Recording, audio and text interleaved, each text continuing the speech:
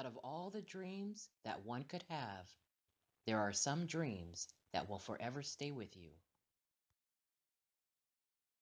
Hello, everyone, and welcome to the Archive of Antiquity channel.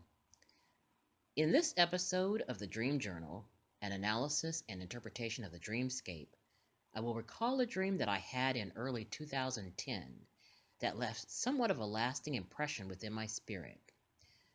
When I have had the occasion to reflect upon this particular dream, I am left wondering if the mental, emotional, and psychological planes of our individual existence is more accessible than we know.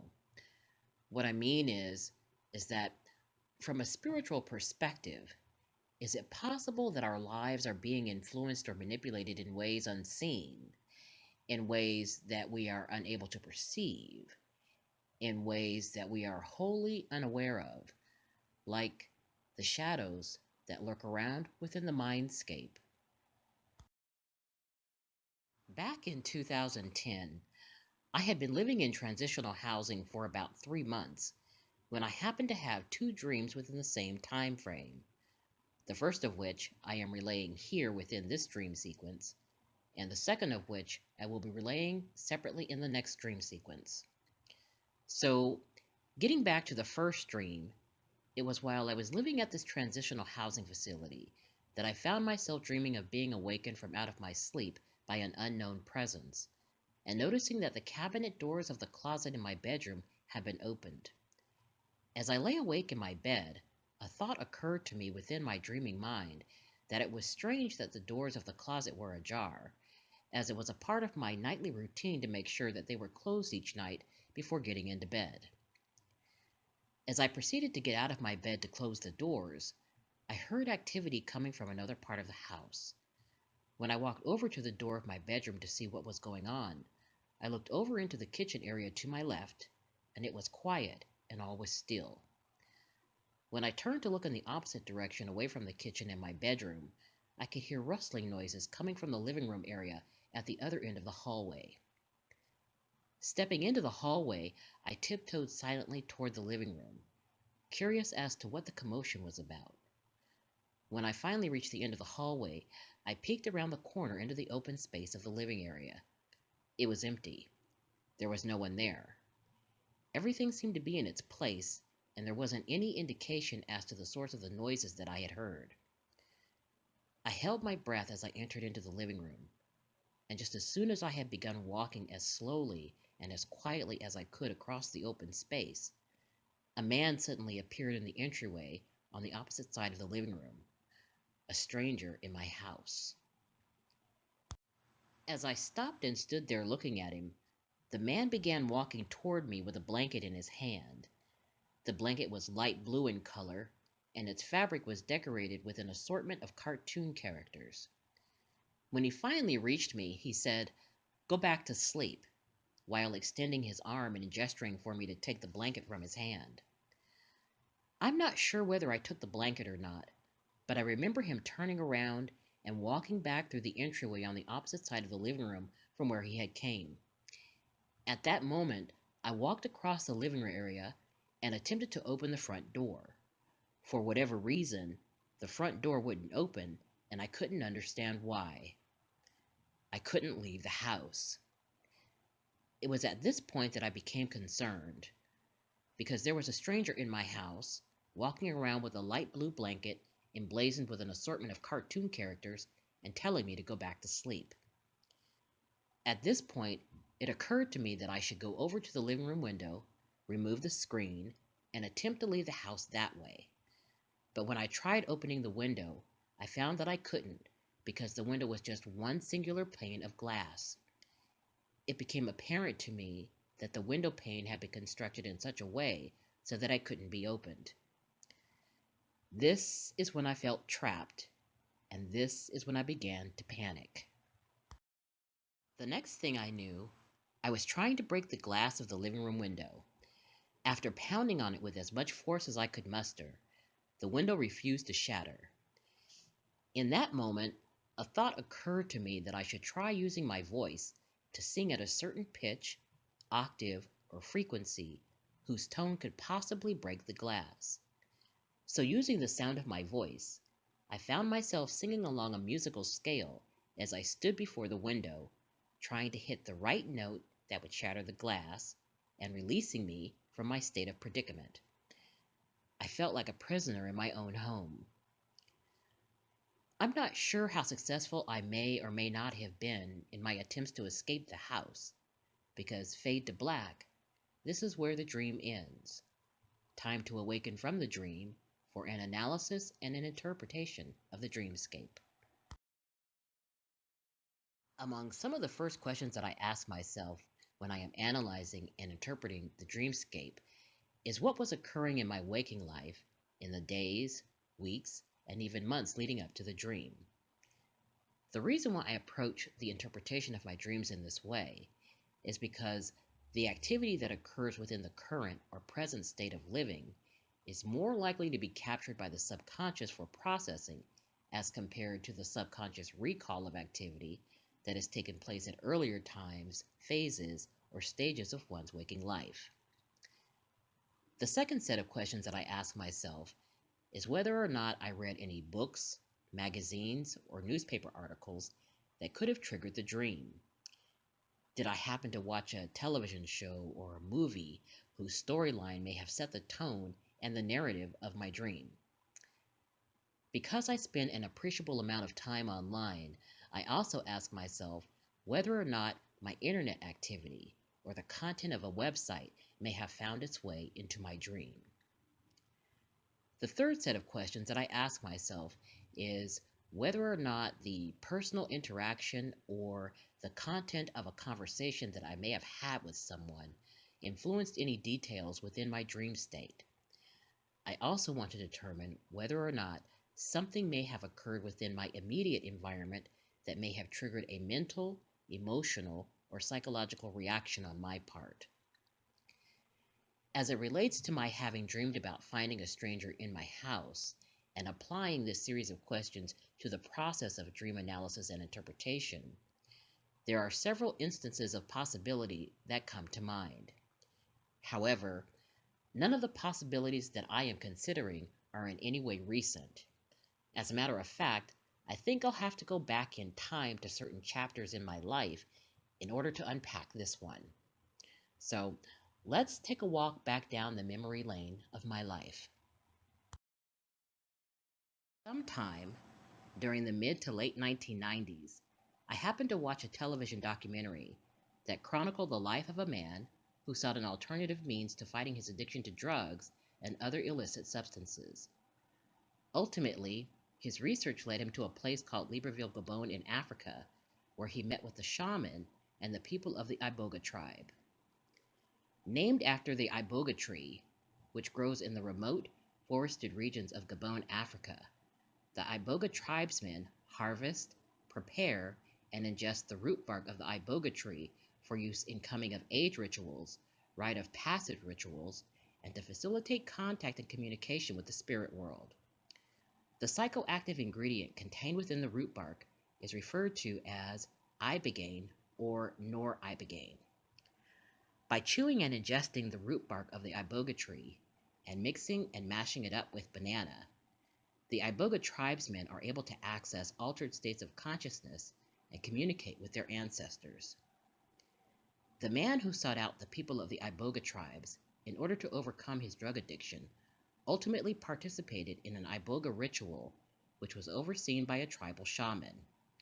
Long story short, his experience in an altered state of consciousness as a result of ingesting the Iboga root bark cured him of his addiction to drugs. After watching this documentary, I told myself that one day I would have to travel to Africa in hopes of being able to experience Iboga. At this particular time in my life, I was seeking answers to something that I couldn't quite define and was open to this alternative way of exploring my life from an altered state of perspective. Well, it just so happens that in the late summer of 1998, I came across an ad where a source living in Libreville, Gabon, was selling and shipping Iboga root bark via mail order. After making contact with the source, I placed an order and had it shipped to me, and I received it within a week or so. I decided I would set aside some time in the upcoming weekend to have an iboga ritual of my own. When the weekend rolled around, I went to the store and purchased some bananas. After I arrived back at my apartment, I took some of the iboga root bark out of its package, mixed it in with some banana, and proceeded to ingest it. A few hours passed and I began to notice some twinkling and sparkling within my visual field. But I can't say that I had a major life-changing experience, nor did I find myself going into an altered state of consciousness where I could find answers to some of the questions that I had. At some point, I began to question whether or not I had taken enough of the root bark to bring about the kind of experience that I sought. Because I didn't have anyone present with me to assist me in the event that things might go sideways or off the rails somehow, I decided that it was best not to pursue the ingestion of any more iboga root bark. As a matter of fact, I threw away what was left of the root bark and decided that my personal experience with self-administered iboga was a waste of time and a major bust. However, beginning in the early part of 1999, I began to sense the subtlety of a presence within my body that would begin actively communicating with me. It started with the presence of a voice within my mind, something that I had never experienced before in my life. By the time the year 2000 rolled around, the voice of this presence had steadily grown, so much so that they had established a form of intercommunication with me. The communication is energetic in nature and physically manifests as a flush of energy down the right, middle, or left sides of my body. In the beginning, when this first started happening to me, the flush of energy that I would experience was usually as a result of questions that I would pose to the presence from within my mind. If the answer to my question was no, then the presence within me would generate a flush of energy down the left side of my body. If the answer to my question was yes, then the presence within me would generate a flush of energy down the right side of my body. If the answer to my question was neutral or one of possibility, then the presence within me would generate a flush of energy down the middle of my body. There are times when I pose a question and I do not receive a response at all. This form of spiritual communication still persists within my body to this day. Toward the latter end of 2000, I distinctly heard and experienced the presence within me say that their presence within me would continue to grow over time. And indeed it has. Between 2000 and 2004, the presence within me was true to their word, because steadily, over the passage of time and over the course of my life, this presence began interacting with me on a fairly regular basis from within my mind. It was around this period of time that I began intuiting that the presence within me was that of a male. And it was around this same time that I began to refer to the presence of this intelligence as the entity presence. One day in 2004, I recall having arrived back at home after working my 9 to 5 and settling in for the evening so that I could begin working on a writing project related to ancient history. Well, at some point during the course of my research, I distinctly heard the voice of the presence within me say, "Are you ready to get in your boat?" Because I was familiar with the spiritual meaning of the phrase, "Are you ready to get in your boat?" in this instance, I intuited that the presence of the male within me was wanting to know whether or not I was ready to embark upon a spiritual journey of my soul. I didn't answer the question outright, but this so-called spiritual journey appears to have happened on its own, whether I wanted it to or not. Maybe I shouldn't have ordered the root bark. During the early 2000s, I happened upon an article about a man named David John Oates. Mr. Oates is an Australian native who happened to be living and working on the west coast of the United States during this time. He was interviewed by a local newspaper reporter who had heard about Mr. Oates' experience, which was coined as reverse speech. According to the article, David Oates had a handheld tape recorder that he used to record personal notes, messages, and other miscellaneous information that he would capture on the go in lieu of having to type or write down the information. Well, it just so happens that one day he dropped his tape recorder. When he finally arrived at his home, he turned on the tape recorder to listen to the recordings. In so doing, he found that his tape recorder began playing the recorded information in a reverse sequence rather than a forward sequence as it should. He also found that the recorded information not only played in reverse, but that the reversed recording appeared to reveal intelligible conversation being spoken backward. In other words, the conversations that any of us speak in a forward sense are simultaneously being spoken backward in the form of symbolism. As a result of his findings, Mr. Oates has dedicated many years to developing reverse speech methodologies that can be used as a tool to understand the inner language of the soul. As the founder of reverse speech, David ultimately established a website and began assisting many people across the world, helping them to resolve personal issues and to gain personal insight by understanding and applying the methods of reverse speech.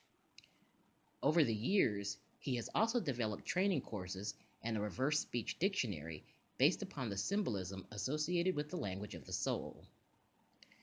Fast forward to the year 2006, where I began questioning certain occurrences that were happening in my life and recognizing the fact that there seemed to be patterns associated with predicaments of circumstance that I would unfortunately find myself wrapped up in.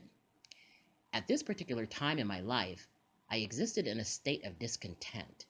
I wasn't happy with my life, and I felt like things were wrong somehow. So it was around this time that I decided I would contact David Oates to find out what my soul had to say about the status and the quality of my life that I was experiencing at that time. I wanted answers. So I sent an email to Mr. Oates and gave him a brief synopsis of the types of questions that I wanted to pose to my inner soul being. He was very responsive and requested that I send him a tape of me talking and having a conversation around the questions that I sought answers to. About a week and a half later, after having sent my recorded conversation to David for analysis and interpretation, I finally received the reverse speech results that he was able to extract. Included with my package was a typed transcript of what my soul had to say based upon the questions that I had posed within my recorded conversation, as well as a letter of instruction asking me to contact David by phone so that he could assist me in understanding what he was able to determine. Upon my reading the information contained within the transcript, I found the results of the analysis to be quite interesting and weird to say the least. It is a bit of an adjustment to understand the language of symbolism used by the soul to express itself. But what most of us aren't privy to is the fact that the language of symbolism is the basis and the foundation of all communication and spoken language. Anyway, once I was able to connect with Mr. Oates by phone, he began by explaining that he had listened to my entire recorded conversation played forward, and that once he completed that, he then listened to my recorded conversation played in reverse. He stated that during the course of playing my recorded conversation backward, he would stop at certain points within the recording when he was able to determine that my soul was speaking. He continued by walking me through each separate line of his analysis contained within the transcript. Each line consisted of a phrase or a sentence that was extracted from my recorded conversation played forward. Immediately beneath this line was the extract of a statement or response from my soul when my recorded conversation was played backward. Each line of interpretation and analysis included a timestamp marker of where my soul responded in its speaking within my recorded conversation. The transcript contained about 15 lines of extract from my recorded conversation. David explained to me, line by line, what it was he was able to determine based upon the questions that I posed to my soul being. As he was providing explanations for each line of extraction, he would play my recorded conversation forward, and then he would play my recorded conversation backward so that I could hear my soul speaking and responding to the questions I was posing. It was really interesting for me to actually hear my soul speaking in this way. In his final analysis and overall assessment of the recorded conversation that I had submitted to him, David stated that my soul was trying to convey the fact that a thief was present within the inner landscape of my being. He also stated that it appeared that my soul was trying to warn me of attempts to try and do anything about it. that rather I should drink my wine and leave the situation alone. David concluded our session by explaining the symbolism that my soul was using to try and communicate the fact that something was amiss within the inner landscape of my soul. Really? Upon hearing this, what immediately came to my mind was a biblical scripture related to the thief, who is a liar and a robber, and who only comes but for to steal, to kill, and to destroy. Could this be why my life seems to have taken a series of unexplainable twists and turns? What does my ingestion of the iboga root bark have to do with any of this, if anything? So now, maybe you can understand why I am having to go back further in time to understand why all these years later I am having dreams about a stranger being in my house. Fast forward a couple of years to 2008. The presence of the resident entity that inhabits the inner landscape of my soul was continuing to grow, and our psycho-spiritual interaction was becoming more frequent. In the meantime, I happened to meet someone that I had taken a liking to, which subsequently developed into a dating relationship. At some point during our relationship, I began to confide in my partner about some of the anomalous activity that I was experiencing in my life. I told him about the presence of what appeared to be a discarnate entity that was living inside of my body, and shared with him that the entity presence was interacting with my thoughts and communicating with me by manipulating the energy centers throughout my body. As I had growing suspicion that this discarnate intelligence was influencing the affairs of my life, I shared with him some of the strange occurrences that I was experiencing within my field of perception. Upon hearing this, my partner stated that I should just ignore the activities that I was associating with the entity.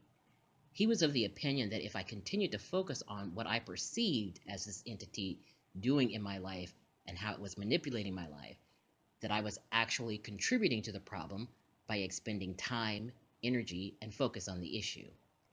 He also felt that if I were to cease responding and communicating with the discarnate intelligence, its presence within my body would eventually go away. Well, that sounded good in theory. However, based upon the increasing levels of interaction that I was experiencing, I didn't think that this discarnate intelligence was going anywhere anytime soon. A few months later, after our conversation about the entity, I happened to stumble upon a television program about a local group of paranormal researchers. During the course of the interview, the field researchers within the group explained their methods for proving the existence of paranormal activity. They also spoke about the process that they undertook to capture evidence of such activity, as well as the methods they use to remove the presence of discarnate entities. At the end of the interview, the research group indicated how they could be reached for a consultation. I wrote down the information and made a mental note to myself to contact them as soon as possible. I spoke with my partner about the interview and relayed to him the details of what I had learned about the field research group. I told him that I was interested in setting up a consultation, and he agreed that it was something I should do in order to put the issue of the entity to rest once and for all. So I gave the paranormal research group a call and scheduled a time for us to meet. The day finally came when my partner and I arrived at the field research campus. We were greeted by one of the team members who led us into an open suite of offices and cubicles. We were seated within an office and told that someone from their team would be with us shortly. A few moments later, another team member arrives, introduces himself, and proceeds to ask a series of questions related to the issue I was experiencing. Once he finished with his inquiry, he proceeded to explain how they would go about using various instruments to determine whether or not there was the existence or the presence of something within my energy field.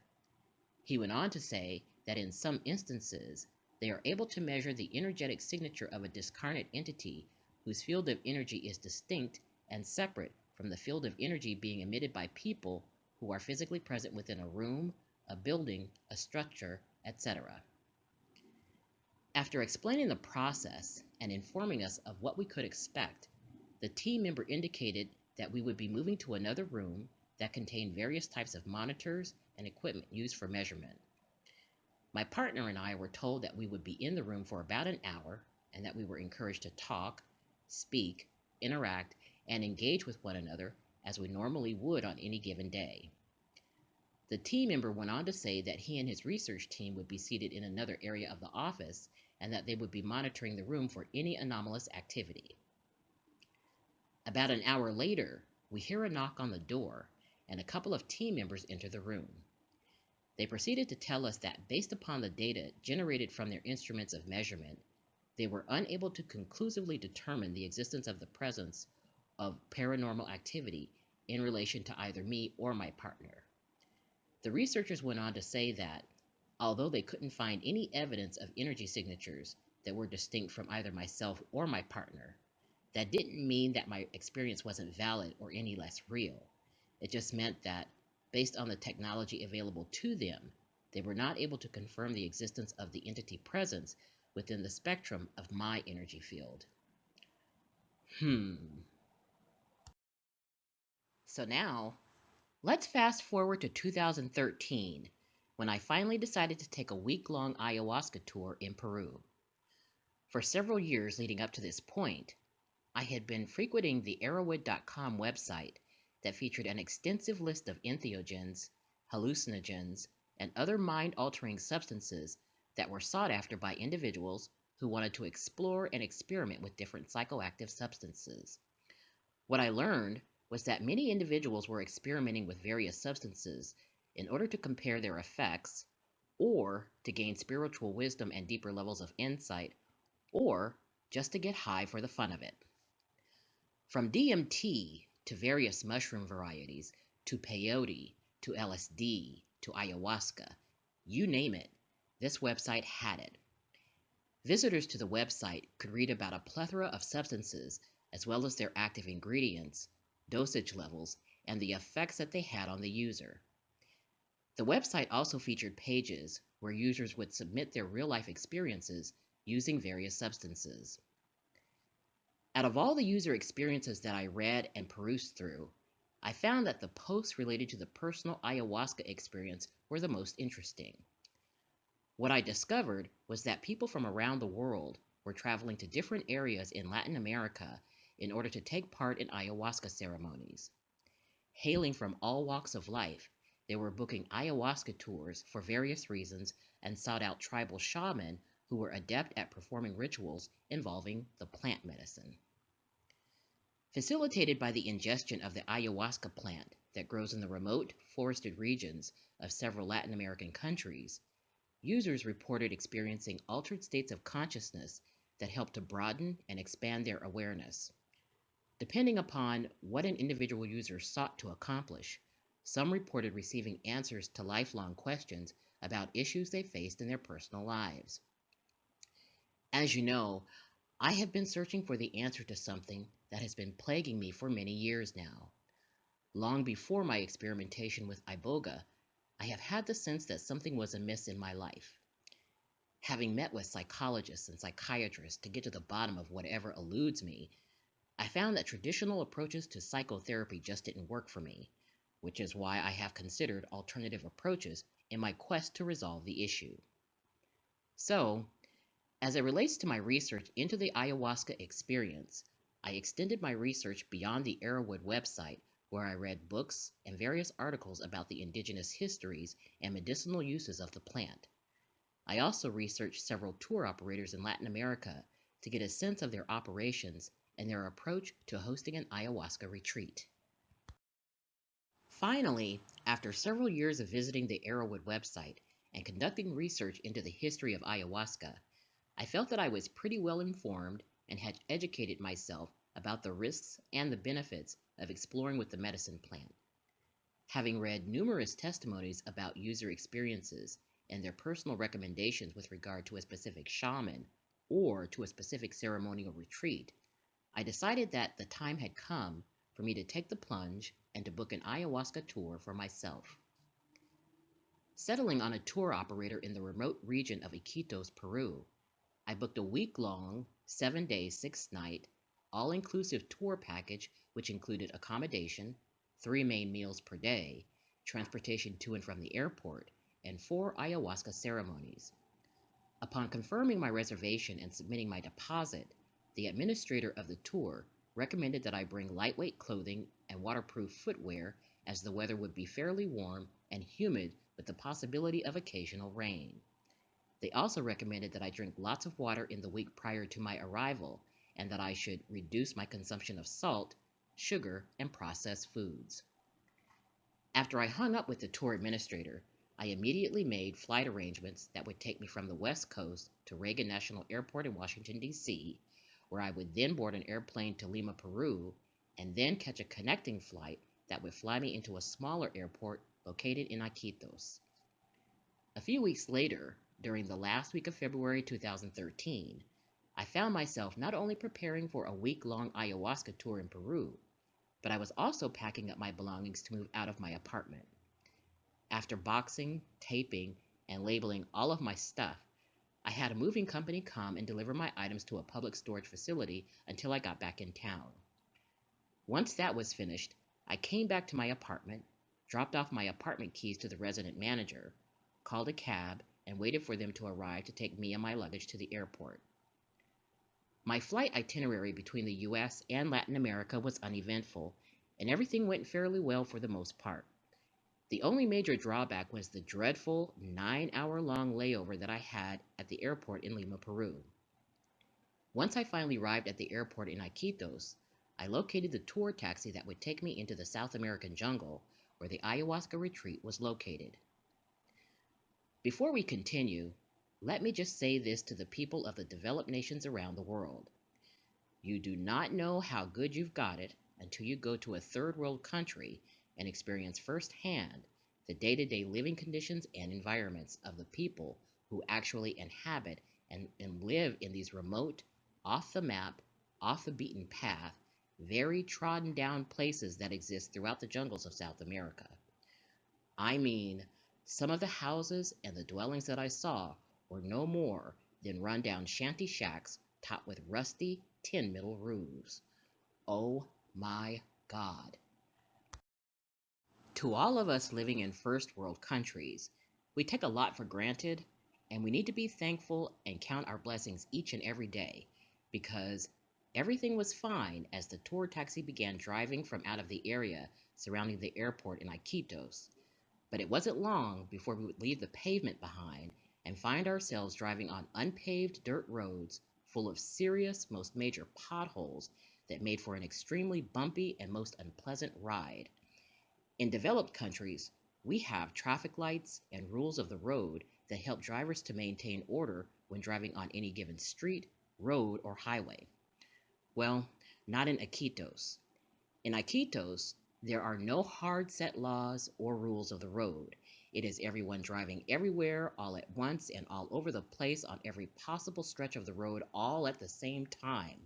It is literally every man, woman, and child for themselves in the Iquitos streets. It is total driving mayhem. After about a godforsaken 40-minute ride of potholes and bumps and slick, muddy places beneath the humid canopy of thick forest and jungle, we finally arrived at the welcome center of the tour compound. I was already missing the creature comforts that America had to offer, and I hadn't even had the opportunity of settling in yet. The driver of the tour taxi hopped out and helped me with my luggage, and we proceeded to the welcome center where we were greeted by one of the tour operators. After confirming my reservation, I was shown around the compound, introduced to other facility operators, and then was ultimately led to my accommodation within a rustic, cabin-like hut that I would be staying in for the week. I was told to make myself comfortable and settle in, and when I was ready, I could go to the dining hall where I could meet others who had come and were still coming to participate in the ayahuasca ceremonies. When I finally made it over to the dining hall, I encountered and met with other people who had already arrived at the compound. True to what users had posted on the Arrowwood.com website, the group that was forming turned out to be an international hodgepodge of people seeking the ayahuasca experience. There were people from Russia, Europe, the Americas, and parts of Asia. It was like a world convention of truth-seeking globetrotters. Throughout the day, people who had booked reservations for the week were arriving at the tour compound and settling in. Later that same evening, after having a group dinner in the dining hall, the tour operators held a brief meeting to talk about what we could expect during an ayahuasca ceremony. Of chief importance was the process of purifying and preparing the body and the mind for the ingestion of the plant medicine. This purifying process involved drinking a concoction that causes individuals to throw up in order to purge and rid the body of anything that might interfere with the ayahuasca experience. If there is one thing that I really, really hate, it is the feeling of being nauseous and sick to my stomach and then ultimately throwing up. But I had read and researched about this requirement beforehand, so I was prepared. Anyhow, toward the conclusion of our group meeting, we were told that the purifying process would begin the next day and that the first ayahuasca ceremony would be held that same evening. After a brief chit-chat with several members of the group, I left the dining hall and decided to take a walk and explore. Nestled in a rainforest-type setting in the South American jungle, the tour compound featured a welcome center, a dining hall, a social gathering lounge, and a laundry washing facility located near the entrance. When you walk away from the entrance and move deeper into the forest, there is an area where the purification purge takes place and an area that featured outdoor bathrooms with showers. In the center of the compound is a large, circular hut where the ceremonies are held, and scattered throughout the surrounding jungle are individual huts where guests stay during their tour. After strolling and exploring the compound, I decided to turn in for the night. When the next day finally came, everyone in the group had taken their turn going through the god-awful purification ritual. Upon drinking the bitter concoction, most of us found ourselves rushing to the bathroom quite frequently, purging and cleansing from out of one end or the other. Later on that evening, the group of us converged upon the ceremonial hut where we were located near the nearest mat with a pillow and a blanket and seated ourselves around the perimeter of the circular room. Seated in the center of the room were the tribal shaman, who were busy lighting candles and placing several cups of ayahuasca on tables before them. A couple of tour operators were walking around the room talking, speaking, and preparing each one of us for the ceremony. A short while later, the tribal shaman indicated that everything was ready. The lights within the ceremonial hut were dimmed, and we all found ourselves laying back on our mats, bathed in the firelight of burning candles. One by one, the shaman walked around the room and handed a cup to each participant. Each of us drank of the dark, mysterious fluid and waited for the effects of ayahuasca to kick in. I laid back on my mat and closed my eyes, half curious and half regretting the fact that I had even come to such a remote place in search of something I didn't quite understand. Within about a half hour, I felt myself dozing off to sleep, and in my mind's eye, I began to see what looked like a netted fabric of nodes that were pulsing and looking at me, kind of like they were wondering why I was there. This netted fabric seemed to be alive, and I was left with the impression that this array of pulsing nodes were studying me, pondering my very existence. At some point during this experience, something in my mind was telling me to breathe, because I had apparently stopped breathing. All of a sudden, I found myself waking up and attempting to catch my breath. I began to panic as I looked around the room where everyone was still lying on their mats. I got up from my mat and left the ceremonial hut, where I stumbled to the outdoor bathroom stalls and had a major episode. I found myself heaving uncontrollably with everything coming out of both ends. After cleaning up and collecting myself, I barely made it back to the ceremonial hut to lay down once again on my mat. I was scared to close my eyes because I thought I might stop breathing again. At this point, one of the tour operators came over to ask if I was okay. I told them about the issue I was having, and they notified one of the shaman. When the shaman came over, he beckoned for me to come and sit with him over on the other side of the room. There, he had me lay in his lap and watched over me until the effects of ayahuasca wore off. Early the next morning, the shaman and the tour operator asked me several questions and had determined that it was my smoking that had interfered with the ayahuasca experience, explaining that Some people who smoke on a regular basis encounter the same problem when taking ayahuasca. I was told that if I wanted to continue to explore with ayahuasca, it was best for me to stop smoking, or at least stop smoking for about a month prior to taking any of the plant medicine. That was fine with me. I was ready to go home anyway. I couldn't wait to get back to the United States and the familiarity of day to day living in a modern society. Unfortunately, I didn't attend the three remaining ceremonies that were scheduled for the week. However, I did have the pleasure of hearing about the experiences that others in our tour group were having. Although I didn't experience ayahuasca in the way that I had originally envisioned, I can't say that I was totally disappointed with the outcome, because as I reflect upon the fact that I didn't have the experience that I had hoped for, something somewhere deep inside of myself seems to know that one day I will eventually find the answers that I seek. For the rest of the week, I kept myself busy during the remaining days of my stay. I got some much needed rest and read a couple of books. I also spent some time talking with several members of our group and had a one-on-one consultation with a shaman. I found myself taking frequent walks during this time, where I explored the many nature trails that surrounded the tour compound. When my all-inclusive ayahuasca tour finally came to an end, I said my final goodbyes to everyone and departed for Iquitos Airport. I never looked back, and I don't have any regrets. Now that I have shared my personal experience with ayahuasca, the question now becomes, why have I done so? And what does my experience have to do with my dream about a stranger in my house? Well, what I didn't tell you was the fact that after our tour group had eaten dinner on that first evening, we were all asked to gather in the dining hall for a meeting with the shaman and the tour operators. Arriving late to the compound was a couple from Sri Lanka who had made their way over to the dining hall where everyone was already gathered. Upon walking through the door, the couple looked around for a place to sit, and as they walked among the tables, the woman looked straight at me and stared. As she was staring, she turned to say something to her partner while pointing in my direction. I simply dismissed the staring and pointing and didn't really think anything else of it. However, when the meeting was over, the woman and her partner got up and started walking toward me. All the while she is pointing at me and she says, "Iboga." It came out as both a statement and a question all rolled into one. Now, mind you, I had no clue in the world as to who this woman was. I had never met or seen her or her partner before my having booked this ayahuasca tour.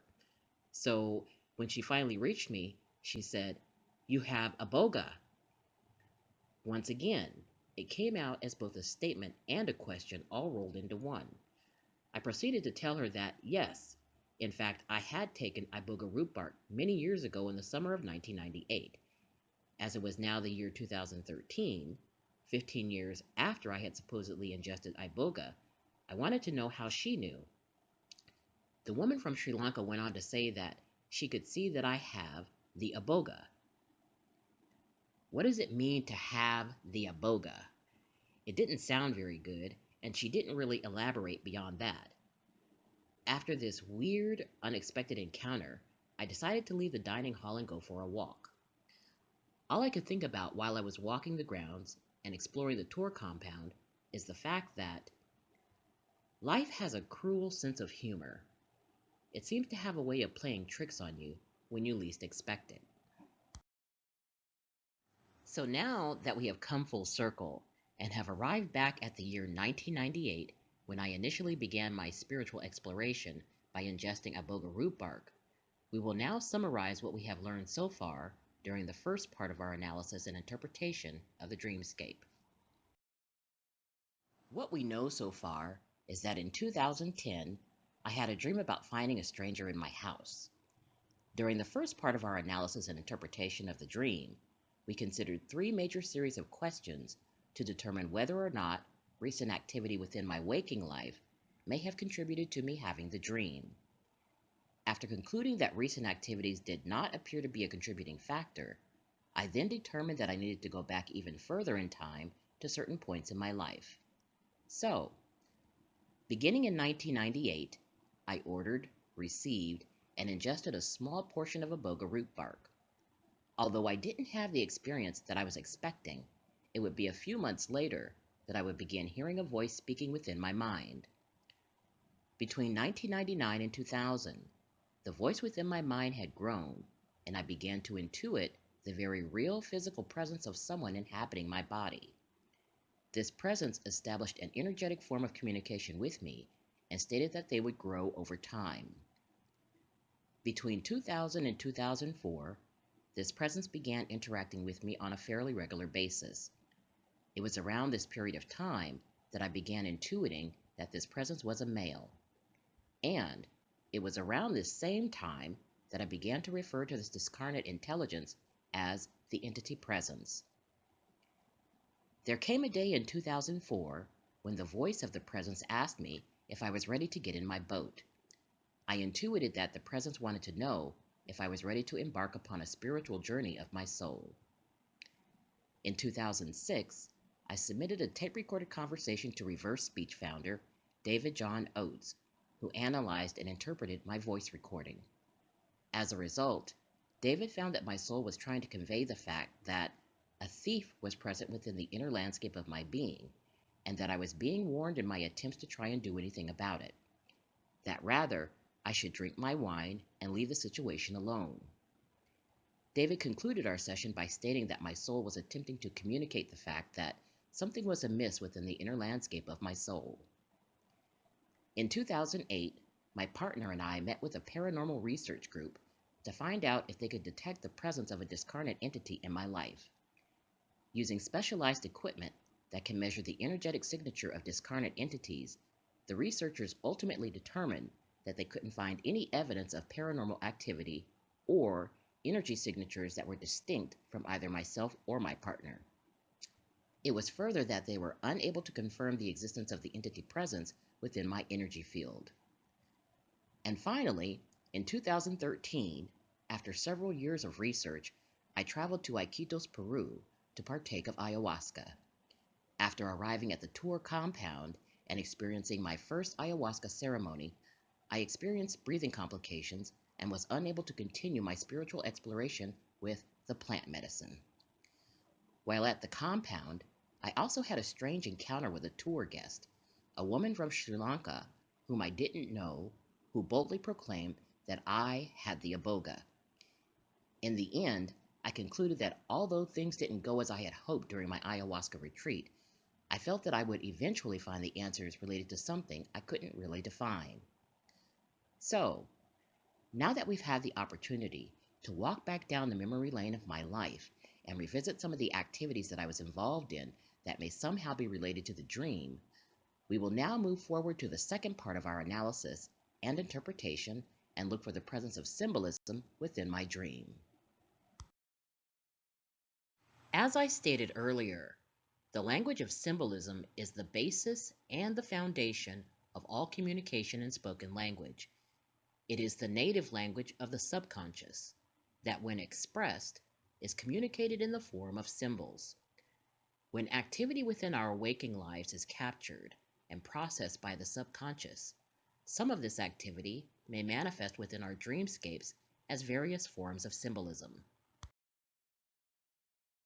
If you will recall, I dreamed that I was awakened from out of my sleep by an unknown presence and noticing that the cabinet doors of the closet in my bedroom had been opened. As I lay awake in my bed, a thought occurred to me within my dreaming mind that it was strange that the doors of the closet were ajar, as it was a part of my nightly routine to make sure that they were closed each night before getting into bed. The first form of symbolism that I see within my dream is the open cabinet door of my closet.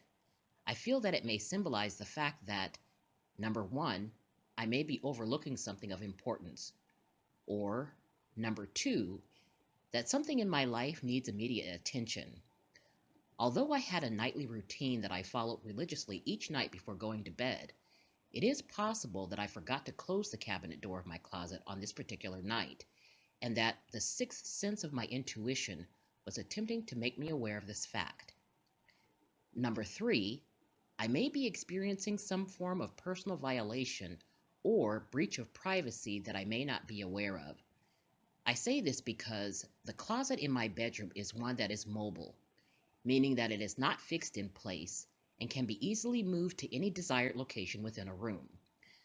The closet consists of two doors that open outward, and its interior cabinet is divided into two halves, where one side of the cabinet features a rack where you can hang clothing and place shoes on the bottom. The other side of the cabinet also features a rack where you can hang clothing, but the space is divided so that the lower half features a series of three drawers where clothing and other items can be stored. Because this closet happened to contain my personal belongings, it is possible that its open door in my dream may symbolize a breach of my privacy. The second form of symbolism that I see within my dream appears to be related to a long-term project that I have been working on related to ancient history. Over the course of several years now, my research into ancient societies and cultures of our historical past has taught me to look at our world from a metaphysical perspective. As such, I have come to learn that there are many hidden secrets within the unseen world of the spirit. One of the many things that I have been taught is about that of the etheric complex of inner housing. What I have learned is that the individual body human is referred to as the carriage housing of abode, and that within the carriage housing of abode of the individual body human is the construction of an internal dwelling referred to as the etheric complex of inner housing. And it is within the etheric complex of inner housing that the inspirited essence of our ensouled being resides. I have also learned that our etheric existence is tripart in nature, meaning that although the inspirited essence of our ensouled beings presents as a singular, unified spirit module that resides within its etheric complex of inner housing, the inspirited essence of our ensouled beings is actually composed of three parts. Similar to the physical structure and interior configuration of most houses that are constructed within the earth, the etheric complex of inner housing is comprised of 5 separate rooms that are referred to as ports. Each port of housing is configured with a designated purpose of function. That is to say that the 5th port is referred to as the attic, and this port is uninhabited. The 4th port is referred to as the living room and is inhabited by the spirit. The 3rd port is referred to as the kitchen and is inhabited by the essence. The 2nd port is referred to as the bedroom and is inhabited by the soul. The 1st port is referred to as the storehouse, and this port is uninhabited. With that said, let's move on to the next sequence where I stated, as I proceeded to get out of my bed to close the doors, I heard activity coming from another part of the house. When I walked over to the door of my bedroom to see what was going on, I looked over into the kitchen area to my left. It was quiet and all was still. When I turned to look in the opposite direction, away from the kitchen and my bedroom, I could hear rustling noises coming from the living room area at the other end of the hallway. In my analysis and interpretation of this statement, I feel that me dreaming of getting out of my bed to close the closet doors and walking over to the door of my bedroom to see what was going on is once again symbolic of the etheric complex, wherein the 2nd port of its inner housing is referred to as the bedroom and is inhabited by the soul. When I continue by stating that I looked over into the kitchen area to my left, it was quiet and all was still, I feel that this is also symbolic of the etheric complex, wherein the 3rd port of its inner housing is referred to as the kitchen and is inhabited by the essence. And finally, when I state that when I turned to look in the opposite direction, away from the kitchen and my bedroom, I could hear rustling noises coming from the living room area at the other end of the hallway.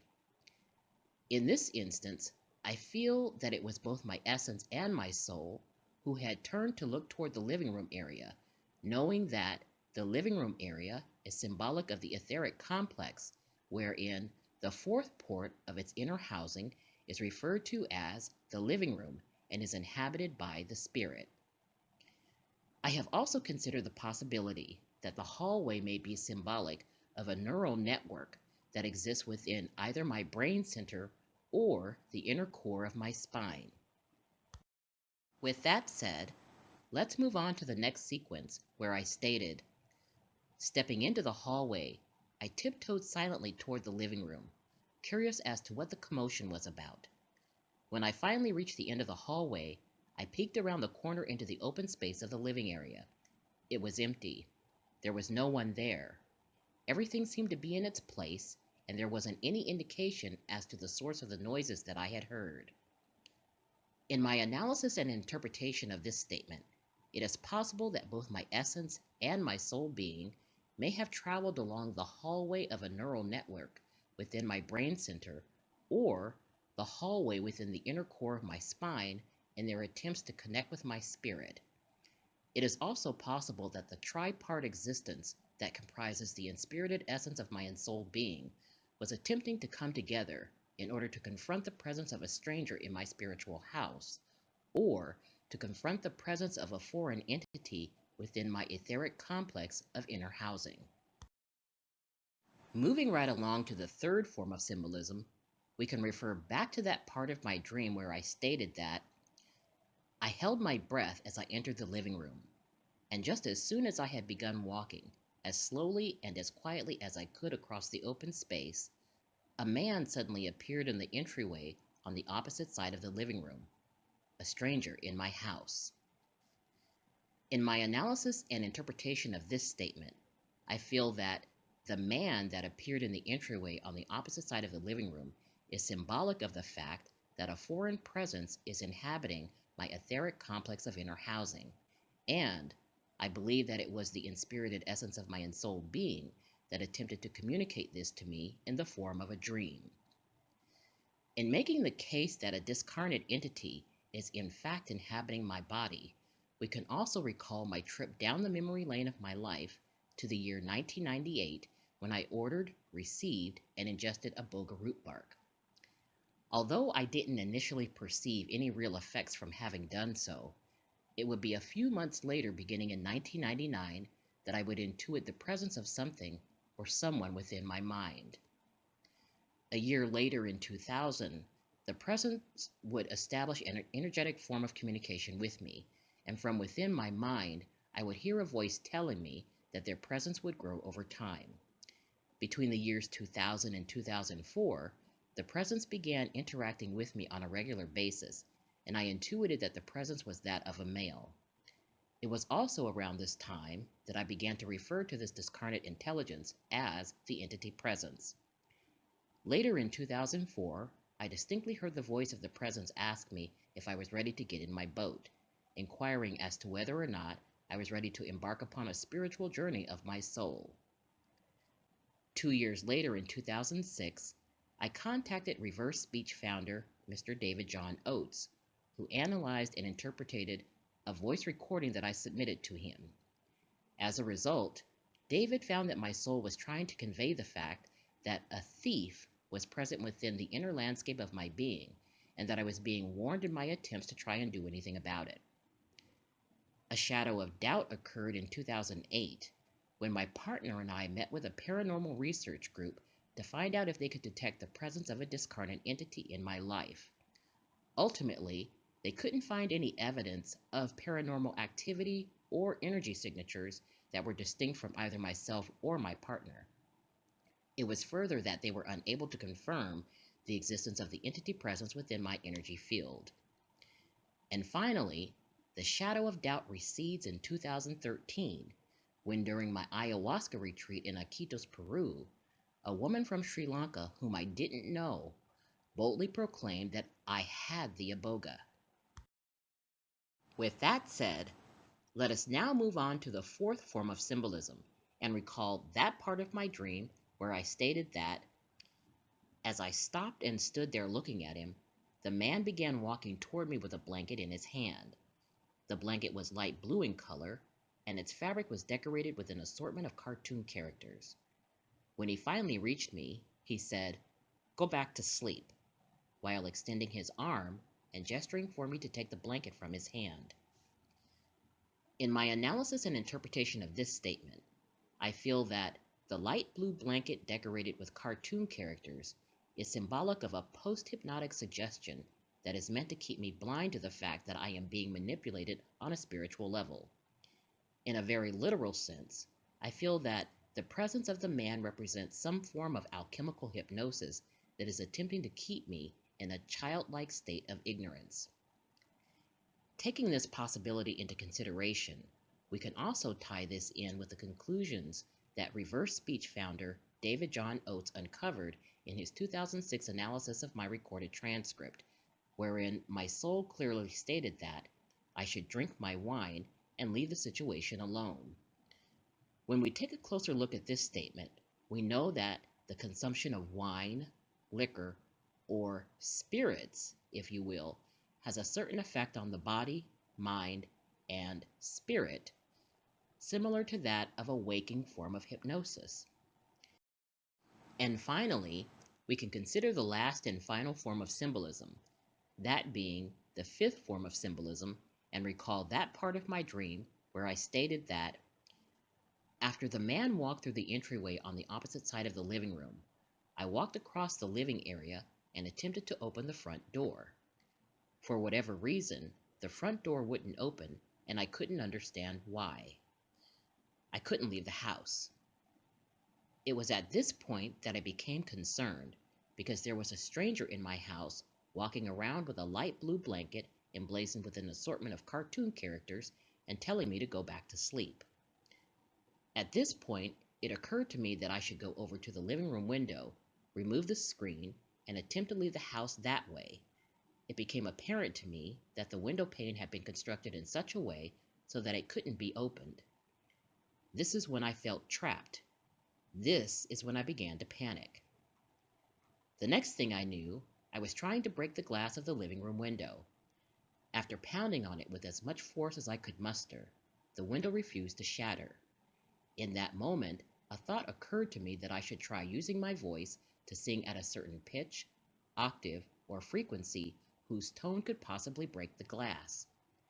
So, using the sound of my voice, I found myself singing along a musical scale as I stood before the window, trying to hit the right note that would shatter the glass and releasing me from the state of predicament. I felt like a prisoner in my own home. In my analysis and interpretation of this series of statements, one of the first things that I notice is the many instances of symbolism taking place within the living room of my house. If you will recall what we have learned as a result of my working on a long-term ancient history project, it is in the course of my research that I have learned that the fourth port of the etheric complex is referred to as the living room, and that its inner housing is inhabited by the spirit. This is an important observation to note, because from a metaphysical perspective, it is the spirit who is the driver of our lives, and that portion of our tripart nature which propels each one of us along our spiritual paths. As the spirit is curious by nature, it is this particular part of our tripart nature that is responsible for motivating us to discover, to explore, to seek adventure, and to embrace the challenges of learning something new. As I have relayed several times throughout this dream sequence, it has been many years now that I have been plagued by something that I cannot quite define. The feeling that something in my life is wrong somehow. The fact that this activity appears to be occurring within the living room of my etheric complex is quite disturbing. It is most unsettling because the possibility exists that my waking life is being influenced and manipulated in ways that I don't quite understand. But why? For what reason? And how is all of this being accomplished? To answer this question, let's take a closer look at what occurred within the living room of my house. Number one, the front door in the living room wouldn't open, and I couldn't understand why. I couldn't leave the house. Number two, the window pane in the living room was a singular pane of glass that had been constructed in a way so that it couldn't be opened. This is when I felt trapped. This is when I began to panic. And number three, In my attempts to break the glass of the living room window, the window refused to shatter. So, using the sound of my voice, I found myself singing along a musical scale as I stood before the window, trying to hit the right note that would shatter the glass and releasing me from my state of predicament. I felt like a prisoner in my own home. When I take each of these situations into account, what immediately comes to mind is the presence of the man that I encountered in my dream. As the presence of this man is a stranger to me, the question becomes, who is he, and what is he doing in my house, my spiritual house at that? His presence within my spiritual house is no less than that of an intruder. So now the question becomes, how did he get in? As I continued to reflect upon these questions, it would appear that the inspirited essence of my ensouled being was attempting to alert me to the fact that not only was there a stranger in my house, but that this stranger was up to something and was doing certain things that appeared not to be in my best interest. So, could this be why I found the cabinet doors of my closet open in my bedroom when they should have been closed? If so, what was the man looking for? And did he find it? Am I the victim of some form of spiritual theft? Because all I can think about is what reverse speech founder David John Oates was able to discover when he stated that my soul referred to this presence as the thief. So, in getting back to the symbolism that is present within the living room, the question becomes, why was I unable to open the front door and leave the house? Why was the singular window pane constructed in such a way so that it couldn't be opened? Why did the window refuse to shatter when I attempted to break it? And finally, why did I find myself standing and singing before the window pane in hopes of hitting the right note that would ultimately shatter the glass? As a result of all of this, I couldn't leave the house. Not only did I feel trapped and begin to panic, but it was within my dreaming mind that I felt like a prisoner in my own home.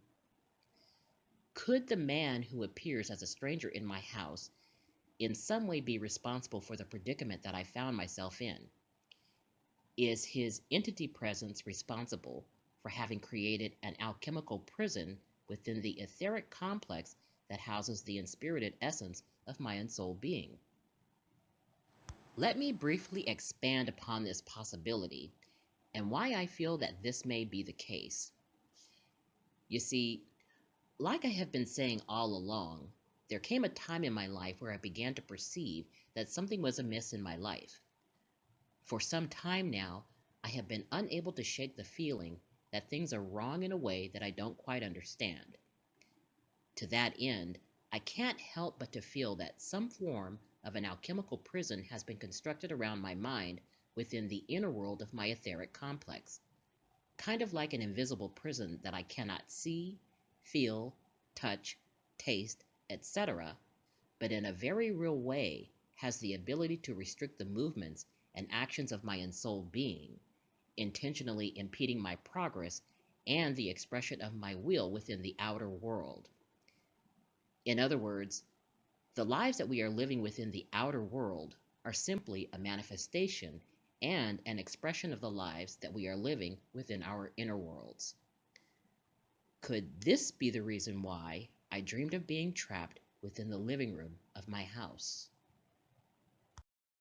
With that said, let us now move toward the conclusion of our analysis and interpretation of the dreamscape. At this point, I think it's pretty clear that I believe that both my mind and my body are inhabited by a discarnate entity of unknown origin, and that I have attempted through various means to prove its existence in my life. Based upon the overall analysis and interpretation of my dream, there are some who would say that I am dealing with a form of spiritual attachment. Similar to barnacles that exist within the seas and the oceans of life that attach themselves to the underside of seafaring boats and vessels, there are discarnate entities or intelligences that exist within the seas and the oceans of the collective consciousness, who attach themselves to the animated vessels of the individual body human. In the case of a spiritual attachment, There are various reasons as to why discarnate entities or intelligences attach themselves to the living. Generally speaking, it is believed that the spirit of a soul being may be dealing with the fear of moving beyond the plane in which they experienced a physical death and may linger in a form of spiritual limbo between two planes of existence until they are ready to move on. In some instances, it is believed that the spirit of a soul being who refuses to accept the physical death of their body will actively seek to inhabit the physical body of one who is living. If they are successful, the soul being establishes a form of spiritual attachment to them so they can experience the feeling of being physically alive once again. To this very day, I am still dealing with the foreign presence of a discarnate entity who inhabits my physical body. The situation is concerning because its presence continues to grow within my body and my mind, actively engaging with my thoughts and influencing the mental, emotional, and psychological planes of existence that affect my field of perception. If in fact I am dealing with the spiritual form of an unwanted guest, then it's time for me to do some house cleaning. Time for me to confront this intruder. Time for me to get this stranger out of my house.